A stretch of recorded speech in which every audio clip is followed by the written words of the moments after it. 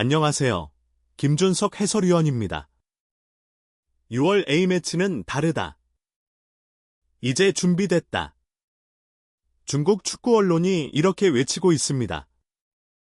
A실에서 자국 클럽들이 전멸하고 대표팀은 3월 A매치에서 전패를 당했지만 오히려 이걸 기회라며 희망 회로를 돌리고 있는 중국. 이제 방해 요소가 없으니 장기 합숙이 가능하다며 6월 A매치에서 반전을 만들겠다고 호언장담하고 있습니다. 자, 그럼 오늘 영상에서는 중국 축구가 이번에도 자기 위안에 그칠지 아니면 진짜 뭔가 달라졌는지 그리고 우리 대한민국 축구와는 무엇이 어떻게 다른지를 9분 안에 확실하게 알려드리겠습니다. 3월 A매치 중국은 두 경기 모두 패했습니다. 먼저 인도네시아 원정에서 무기력한 경기 끝에 패했고 이어서 호주와의 홈 경기에서는 더 큰 충격이 찾아왔습니다. 무려 8만 명의 홈 관중이 모인 항저우 경기장. 하지만 경기 내용은 정반대였습니다. 볼 점유율, 슈팅, 압박, 어떤 지표로 봐도 중국은 철저히 호주에 밀렸습니다. 결국 0대2 완패. 그 어떤 반전도 없었습니다. 이로써 중국은 8경기에서 단 2승, 6패. 승점 6점으로 조 최하위를 기록하고 있습니다. 그나마 얻은 두 승리는 인도네시아와의 홈 경기, 그리고 바레인과의 원정 경기에서 나왔지만 나머지 모든 경기에선 패배했습니다. 플레이오프 진출을 노릴 수 있는 4위 안에 들기 위해선 이제 남은 두 경기에서 모두 승리하고 다른 팀들 결과까지 바라봐야 하는 상황. 사실상 월드컵 본선 직행은 물 건너갔고 플레이오프 진출도 불투명한 그야말로 절체절명의 위기입니다. 그런데 여기서 놀라운 반전이 나옵니다. 중국 언론은 이 상황을 기회라고 부르며 놀라운 낙관론을 펼치고 있습니다. 중국 스포츠 매체들은 이렇게 말합니다. 이제는 A매치에만 집중할 수 있게 됐다. 그 이유가 뭘까요? 중국 클럽들이 아시아 챔피언스 리그, 즉 A클에서 모두 탈락했기 때문입니다. 처음 들으면 우울한 소식처럼 들릴 수 있지만 중국 언론은 그걸 이렇게 바꿔 말합니다.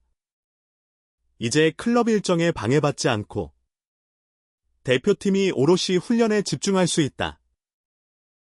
즉, 5월 18일 이후부터는 선수들이 장기 합숙에 들어갈 수 있고 다른 외부 요인 없이 대표팀에만 몰입할 수 있다는 이야기입니다. 즈보닷컴은 이제는 장애물이 없다. 대표팀이 더 강해질 것이라며 마치 무언가 근거 있는 희망이라도 생긴 듯한 분위기를 만들어가고 있습니다. 하지만 이건 정말 희망일까요? 아니면 또 한 번의 희망 회로일 뿐일까요? 이 낙관론의 실체, 과연 어디까지 믿을 수 있을까요? 그런데 말입니다. 중국 언론이 말하는 이 희소식, 정말 그럴듯하게 들리시나요? 에이션에서 전멸했다는 건? 중국 클럽들의 아시아 무대 경쟁력이 사실상 제로라는 뜻입니다. 이건 단순한 성적 문제가 아닙니다. 대표팀 주축 선수들의 실력 자체가 국제 무대에서 전혀 검증되지 않았다는 이야기입니다. 심지어 중국 매체 소호는 더 충격적인 내용을 보도했는데요. 최근 A매치 명단에 포함된 23명 중 무려 3명은 자국 리그 경기에도 한 번도 출전하지 못했고 선발로 나온 2명의 선수는 자기 소속팀에서조차 벤치에 앉아있는 신세라고 합니다. 즉, 대표팀이라는 이름을 달고 뛰고는 있지만 실제로는 경기 감각도, 체력도 불안한 선수들이 많다는 겁니다. 감독인 브랑코 이방코비치 역시 이 점을 그냥 넘기지 않았습니다. 공식 인터뷰에서 선수들의 수준이 떨어진다며 직설적인 비판을 남겼습니다. 훈련 시간을 확보한 건 좋지만 정작 훈련할 선수들의 수준이 문제라면 이게 과연 긍정적인 시그널일 수 있을까요? 이쯤에서 한 가지 비교가 필요합니다. 과연 대한민국 대표팀은 위기 상황에서 어떻게 대응해 왔을까요? 우리가 기억하는 2022년 카타르 월드컵 대회를 불과 몇 주 앞두고 손흥민 선수가 안아골절이라는 큰 부상을 당했습니다. 대표팀의 에이스가 출전 자체가 불투명했던 상황. 하지만 벤투 감독과 선수단은 흔들리지 않았습니다. 전술적인 훈련, 체계적인 분석, 선수 간 호흡을 끌어올리는 준비까지 모든 것이 하나의 시스템처럼 작동했고 결국 우루과이, 가나, 포르투갈과의 치열한 싸움 끝에 우리는 16강 진출이라는 놀라운 결과를 만들었습니다. 이건 단지 선수 개개인의 실력 때문이 아닙니다. 위기 속에서도 작동하는 대한민국 축구의 기반이 있었기 때문에 가능했던 일이죠. 반면 지금 중국은 어떨까요? 선수 선발 기준조차 불명확하고 전체 시스템은 사실상 붕괴 상태. 이런 상황에서 단지 장기 합숙을 한다고 해서 극적인 반전이 가능할까요? 기초가 흔들리는 팀에게 시간만 준다고 해서 결과가 달라지진 않는다는 걸 우리는 이미 너무 잘 알고 있습니다. 이제 중국은 6월 A매치를 앞두고 마지막 총력전 준비에 들어갔습니다. 6월 5일 인도네시아 원정 그리고 6월 10일 바레인을 홈으로 불러들입니다. 이 두 경기는 중국에게 사실상 마지막 기회입니다. 두 경기 모두 반드시 승리해야 플레이오프에 진출할 수 있는 가능성을 그나마 이어갈 수 있기 때문입니다.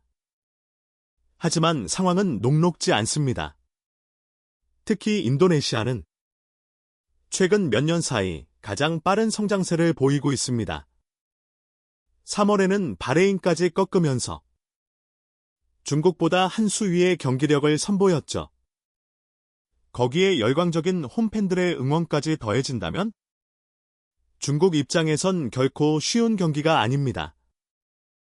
중국은 이번에 장기 합숙을 통해 조직력과 전술 완성도를 끌어올리겠다는 계획이지만 문제는 그 기반이 너무 허술하다는 겁니다. 빌드업은 여전히 어설프고 수비는 경기마다 흔들리며 경기 운영 능력도 불안정한 수준입니다. 이런 상태라면 아무리 시간이 많아도 소용이 없습니다. 오히려 6월 A매치가 또 한 번의 참사로 끝날 가능성 충분히 존재합니다.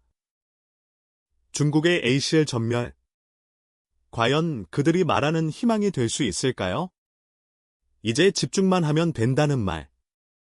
그건 선수 개개인의 기본기가 갖춰졌을 때 가능한 이야기입니다. 기본이 부족한 상태에서 아무리 훈련 시간이 많아도 결과는 바뀌지 않습니다. 전술을 이해하지 못하고 기본 패스도 정확히 못하는 상황에서 장기 합숙 하나로 모든 걸 바꿀 수 있을까요? 반면 대한민국은 위기를 기회로 바꾸는 힘이 있습니다. 선수들의 헌신, 체계적인 시스템, 그리고 위기 상황에서 보여주는 집중력까지. 이게 바로 한국 축구의 저력입니다. 중국이 말하는 희망. 그 희망 회로가 과연 현실의 벽을 넘을 수 있을지. 여러분은 어떻게 생각하시나요? 댓글로 여러분의 생각을 들려주세요. 저는 다음 영상에서 더 깊은 분석으로 돌아오겠습니다. 구독과 좋아요 꼭 부탁드립니다. 시청해주셔서 감사합니다.